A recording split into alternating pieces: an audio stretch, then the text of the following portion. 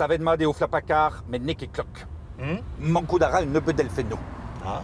Flapacar n'est que cloc. Ja, papa, n'est que cloc. Braoué au galet béagi et vide neube d'adra. Mais dans Manda Square et Vélan et au calsqueror à kilométra des Skrignec, ega des Brest, et kilométrat, zo et kilométrat. Bien sûr.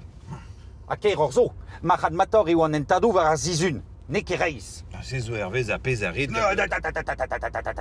Hein, a garfé da rei noten d'andut, digredus, peadra da zisprisia a nezo. Ar blenir a c'hell rei noten de genuitur e din da c'houd. Noten ni andut, neus force petra. Tiens, c'est dit d'ahe. Ur podion o c'hoari bizmeut. Mais... Ah, vraiment? Penos vogriat? Eta, Gatan, penos vogriat? ne komprenom ket. Evit prichan nentat. Ne c'helke d'an nentat be a mem esprit pa vez un an aler c'har. Ne c'helke beza. O c'hoari bizmeut e oa. Chomet on aza, pegechu. Ermi az lezen eo kaouden e gartan e c'henoueturer hag ur c'hoari ar bizmeut war un dro. Kocho toul. Oh oh, chachit ton genin, hein. Petamon, e lakin un noten fal deor var Flapacar. Haha, a ma kendalc'hid e... Ya. E troio da val l'arjeu e vidor.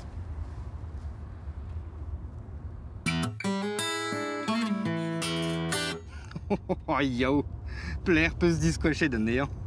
Var an arload Flapacar. Pub espen le. Ze oan ket vit divinout, hein. Traoù ar ganeor, hein. O maman c'houas. Eh, c'hoari ar an bizmeut, peguir nemeus gwennek tous les bits. Hein, a gwest e vefes da gleved e zeus unan ar c'hanom hag en deus paiet €5 pem centim ma tregond, pa vez unan al o veaji vil nentra, A peta ginigez. Ronna antraoù drezaou, neuhe, €5. Pem centim a tregond, ronnet drezaou ara...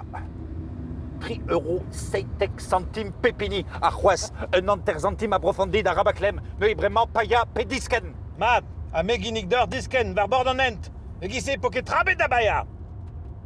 Ne c'hellan ket disken pa meus paiet dija. Ha! Disken pe seri e fard. E... Seri va fourn. Alléluia. Alléluia.